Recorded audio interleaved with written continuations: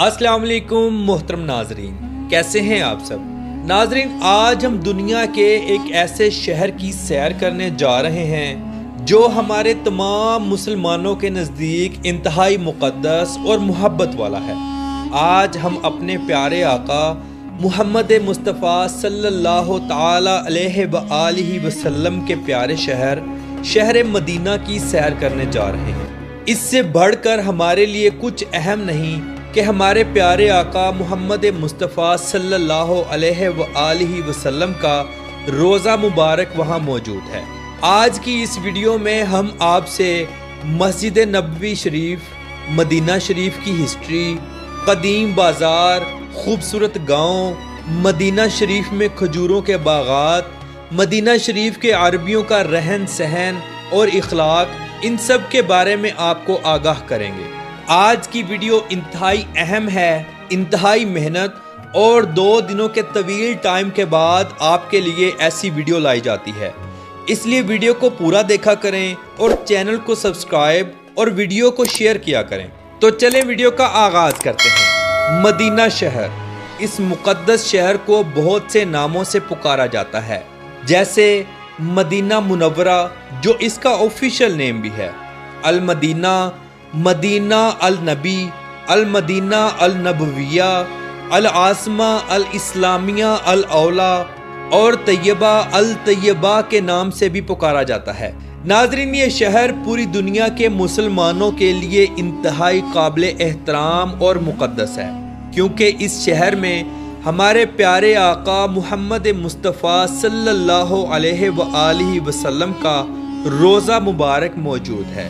और इसके अलावा बेशुमार ऐसे मकामात मौजूद हैं जो हमारे प्यारे आका मुहम्मद मुस्तफ़ा सल्लल्लाहु अलैहि वसल्लम की ज़ात से मंसूब हैं और काबिल एहतराम हैं। मदीना शहर सऊदी अरब का एक शहर है।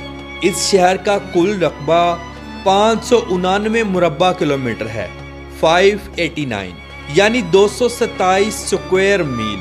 इस शहर की कुल आबादी पर नज़र डालें तो 2022 की आखिरी मरदमशुमारी के मुताबिक यहाँ 14,11,599 लोग आबाद हैं, यानी 1 किलोमीटर के अंदर 2012 लोग आबाद हैं। लेकिन आपको बताता चलूँ, ये आबादी सिर्फ यहाँ के अरबी लोगों की नहीं है, बल्कि यहाँ एक बहुत बड़ी तादाद पाकिस्तानी, इंडियन और बांग्लादेशी कम्युनिटी की भी है। इनके अलावा फ़िलिपाइनी, अफ्रीकी, मिस्री, सूरी, लबनानी और यमनी लोग भी आबाद हैं। अक्सरियत यहाँ मजदूरी करती है, जैसे टैक्सी चलाना, लेबर में काम करना वगैरह, और बहुत से लोगों के अपने बिजनेस भी हैं। मोहतरम नाजरीन, ये बात वो तमाम मुसलमान बाखूबी जानते हैं जो हज व उम्रा के लिए सऊदी अरब जाते हैं कि मक्का शरीफ के अरबी मदीना शरीफ के अरबियों से तबीयतन सख्त हैं। मदीना शरीफ के अरबी अपने मिजाज में नरमी, लहजे में मिठास और हुस्न इखलाक रखते हैं। ये सब हमारे प्यारे आका मुहम्मद मुस्तफ़ा सल्लल्लाहु अलैहि वसल्लम की मौजूदगी का असर है। अगर हम बात करें मस्जिद नबवी की, जिसे मुसलमान हो या गैर मुस्लिम, सब ताज़ीम और अदब की निगाहों से देखते हैं। इस मस्जिद में हमारे प्यारे आका मुहम्मद मुस्तफ़ा सल्लल्लाहु अलैहि वसल्लम का रोज़ा मुबारक मौजूद है। ये दुनिया की दूसरी सबसे बड़ी मस्जिद है। ये एक मुक़द्दस मकाम है और मदीना शहर के क़ल्ब में मौजूद है। ये मुसलमानों के लिए एक बहुत बड़ा ज़ियारती मकाम है। दुनिया में मौजूद हर मुसलमान इस मस्जिद में आने के लिए तड़पता है, और ये प्यारे आका मुहम्मद मुस्तफ़ा सल्लल्लाहु अलैहि वसल्लम से इश्क व मोहब्बत की खालस अलामत है। इस मस्जिद को 1401 सालों पहले कायम किया गया। इस मस्जिद के 10 मीनार हैं जो कि इंतहाई खूबसूरत हैं। यहाँ 10 लाख लोगों की कैपेसिटी मौजूद है। ये मस्जिद आका दो जहां सल्लल्लाहु अलैहि वसल्लम की मौजूदगी में शुरू की गई। पहल ये मस्जिद इतनी बड़ी नहीं थी, फिर मुस्लिम अदवार में मुसलमान बादशाहों ने इसे मज़ीद बड़ा भी किया और खूबसूरत भी बनाया। اور آج دن تک اسے مزید خوبصورت بنانے کی تیاریاں جاری و ساری ہیں۔ سالانہ کروڑوں لوگ اس مسجد کا وزٹ کرنے کے لیے آتے ہیں اور حضور اکرم صلی اللہ علیہ وسلم کے روضے مبارک کی زیارت کرنے آتے ہیں۔ مسجد نبوی میں آنے کے بعد تمام مسلمان روضہ رسول صلی اللہ علیہ وسلم اور سنہری جالیوں کے دیدار کے لیے بے چین رہتے ہیں۔ فجر کی نماز کے بعد روضہ رسول صلی اللہ علیہ وسلم پر سلام کی اجازت ہوتی ہے۔ اس کے بعد عصر اور عشاء کی نماز کے بعد سلام پیش کرنے کی اجازت ہوتی ہے۔ یہاں سب انتہائی ادب و احترام سے حاضری پیش کرتے ہیں، بے ادبی کا کوئی چانس نہیں۔ محترم ناظرین، باغ حضرت سلیمان فارسی رضی اللہ تعالی عنہ، اس باغ کی نبی کریم صلی اللہ علیہ وسلم سے خاص نسبت ہے۔ حضرت سلیمان فارسی رضی اللہ تعالی عنہ غلام تھے۔ آپ کے آقا نے آپ کو آزاد کرنے کی جو شرطیں رکھی تھیں وہ یہ تھی کہ آپ کھجور کے 300 درخت لگائیں اور ہر درخت پر پھل آ جائے تو میں آپ کو آزاد کر دوں گا۔ آپ نے نبی کریم صلی اللہ علیہ وآلہ وسلم کو بتایا تو نبی کریم صلی اللہ علیہ وسلم نے یہاں 300 درخت لگائے۔ معجزہ یہ ہوا کہ درخت بڑے بھی ہوتے گئے اور پھل بھی لگتا گیا، لہٰذا پھر شرط پورا ہونے پر حضرت سلیمان فارسی رضی اللہ تعالی عنہ کو آزاد کروا لیا گیا۔ تب سے آج دن تک یہ باغ حضرت سلیمان فارسی رضی اللہ تعالی عنہ کے باغ کے نام سے مشہور ہے۔ یہاں بے شمار کھجوروں کے سٹال لگتے ہیں۔ زیارات کے لیے آئے مسلمان اپنے گھر والوں کے لیے یہاں سے کھجوریں لے کر جاتے ہیں۔ ریاض الجنہ، ریاض الجنہ مسجد نبوی شریف کا وہ حصہ ہے جو باقی تمام حصوں سے ممتاز ہے۔ یہ حصہ روضہ رسول صلی اللہ علیہ وآلہ وسلم اور ممبر رسول صلی اللہ علیہ وآلہ وسلم کے درمیان واقع ہے۔ نبی کریم صلی اللہ علیہ وآلہ وسلم نے فرمایا، میرے گھر اور ممبر کے درمیان کی جگہ جنت کے باغوں میں سے ایک باغ ہے، یعنی ریاض الجنہ، جنت کا ٹکڑا ہے۔ زائرین اس حصے میں آ کر نماز اور نوافل ادا کرتے ہیں اور یہ تصور ذہن میں رکھتے ہیں کہ وہ جنت کے ایک حصے میں بیٹھ کر اللہ کی عبادت کر رہے ہیں۔ تو اب ہم بات کریں گے جنت البقیع کی۔ حضور اکرم صلی اللہ علیہ وآلہ وسلم نے جنت البقیع کے بارے میں فرمایا کہ جنت البقیع اس طرح روشن ہے جیسے سورج اور چاند زمین کو روشن کرتے ہیں۔ جنت البقیع میں سب سے پہلے دفن ہونے والے صحابی اسد بن زرارہ رضی اللہ تعالی عنہ تھے اور مہاجرین میں حضرت عثمان بن مظعون رضی اللہ تعالی عنہ تھے۔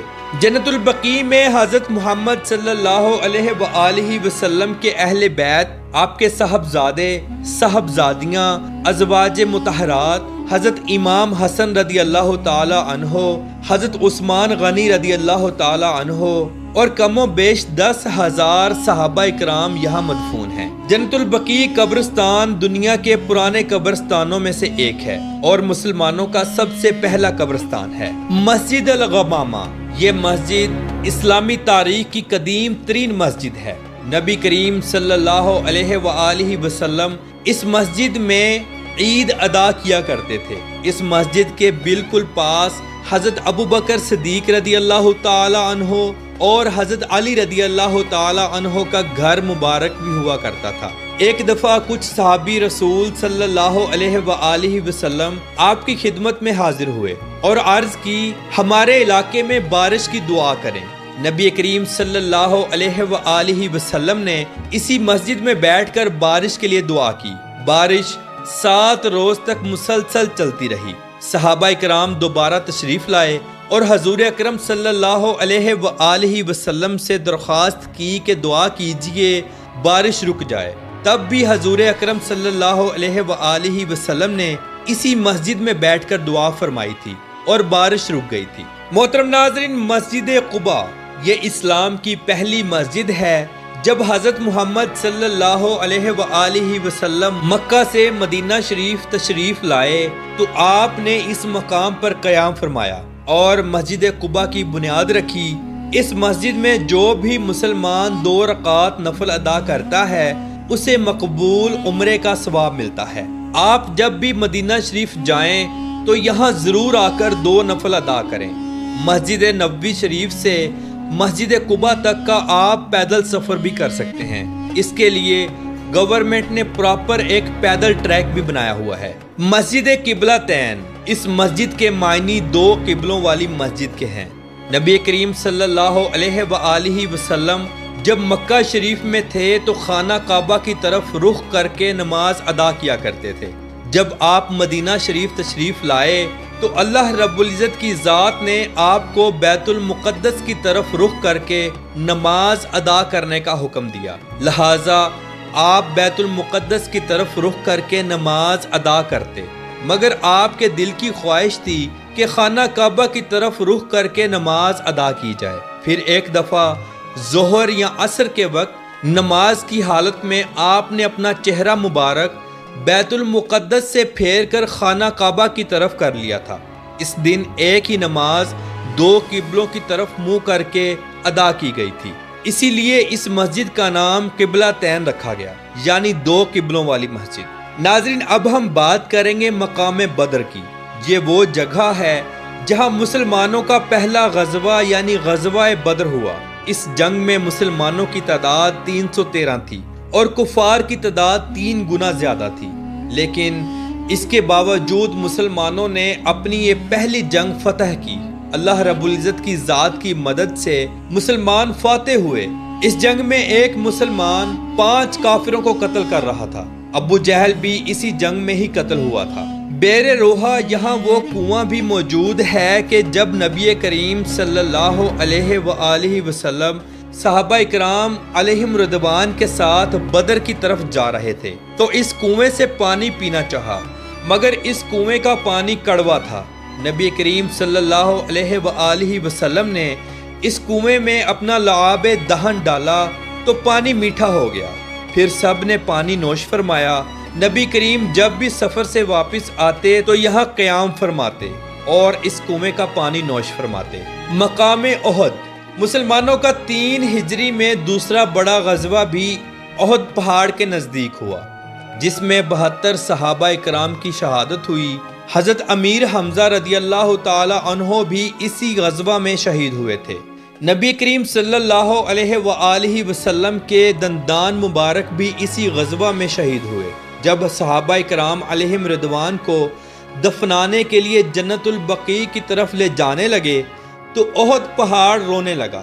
احد پہاڑ نے عرض کی، یا رسول اللہ صلی اللہ علیہ وآلہ وسلم، ان کو میرے دامن میں ہی دفنا دیجیے۔ نبی کریم صلی اللہ علیہ وآلہ وسلم نے فرمایا، روز قیامت احد پہاڑ جنت کے دروازے پر جنتیوں کا استقبال کرے گا۔ احد پہاڑ مجھ سے محبت کرتا ہے اور میں احد پہاڑ سے۔ ناظرین، مدینہ میوزیم، عمر ابن الخطاب روڈ کے نزدیک موجود یہ میوزیم مدینہ میوزیم کہلاتا ہے، جسے 1983 میں بنایا گیا، جس کے اندر مدینہ شہر کی تاریخ اور پرانے ورثے کو دکھایا گیا ہے۔ اس میوزیم میں مدینہ منورہ سے متعلق نایاب تصاویر، آثار قدیمہ کے ذخیرے اور بصری گیلری دکھائی گئی ہے۔ اس میوزیم میں تقریباً 2000 نایاب نمونے رکھے گئے ہیں۔ یہاں قدیم وقت کا مدینہ شریف دکھایا گیا ہے۔ زائرین یہاں کا وزٹ ضرور کرتے ہیں۔ دنیا میں سب سے زیادہ قرآن مجید مدینہ شہر میں چھاپا جاتا ہے۔ یہاں موجود فہد پرنٹنگ پریس دنیا میں سب سے زیادہ قرآن مجید پرنٹ کرتا ہے۔ یہ پریس 1985 میں شروع کی گئی تھی۔ یہاں 200 سے زائد زبانوں میں قرآن مجید پرنٹ کیا جاتا ہے۔ ناظرین، مدینہ منورہ کا موسم اور آب و ہوا گرمیوں میں انتہائی گرم ہوتی ہے اور 2 مہینے ٹھنڈی ہوائیں اور پھر تھوڑی سی سردی پڑتی ہے۔ مدینہ منورہ مسجد نبوی شریف میں دنیا کے سب سے بہترین اور بڑے اے سی لگائے گئے ہیں۔ یہاں پر گرمیوں میں بھی فرش ٹھنڈا ہوتا ہے۔ مدینہ شہر میں شادیاں انتہائی دھوم دھام سے کی جاتی ہیں۔ روایتی لباس اور ہاتھ میں تلوار پکڑ کر رقص کیا جاتا ہے۔ کھانوں میں مٹن مدفون، لحم مدفون، ہریسہ، قہوہ، گہوہ اور کھجوریں، ان سب کا اہتمام ہوتا ہے۔ عربی حضرات خوب جم کر کھاتے ہیں ये लोग हाथ से खाना पसंद करते हैं। मस्जिद नबवी शरीफ में हज के दिनों में और आम दिनों में अल्लाह की राह में बेशुमार खाने पीने का सामान बांटा जाता है। खास तौर पर रमजानुल मुबारक के रोज़ों में खुला सामान लोगों को दिया जाता है। शहर मदीना में तालीम और मेडिकल का शोबा इंतहाई ज़बरदस्त है। मदीना यूनिवर्सिटी शहर की सबसे बड़ी यूनिवर्सिटी है, जहां हज़ारों लोग तालीम हासिल करते हैं। मदीना शहर के पुराने और कदीम बाज़ार इंतहाई खूबसूरत और हजूम वाले हैं। सारा साल यहाँ गैर मुल्की लोगों का हजूम रहता है। लोग अपने लिए और अपने प्यारे घर वालों के लिए अच्छी खासी यहाँ से शॉपिंग करते हैं और पाकिस्तान, इंडिया, बांग्लादेश और तमाम दुनिया के उन ममालिक में सेंड करते हैं जहाँ पर उनकी फैमिलीज़ मौजूद होती हैं। तो मोहतरम नाज़रीन, इस अदब वाले शहर में जाना, इसका एहतराम करना हर मुसलमान पर फ़र्ज़ है।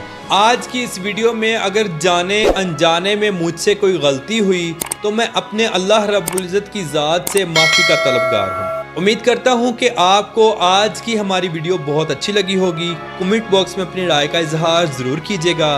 तो मिलते हैं इंशाल्लाह अगली और बेहतरीन वीडियो के साथ। अल्लाह हाफिज़ नासिर, खुदा हाफिज़।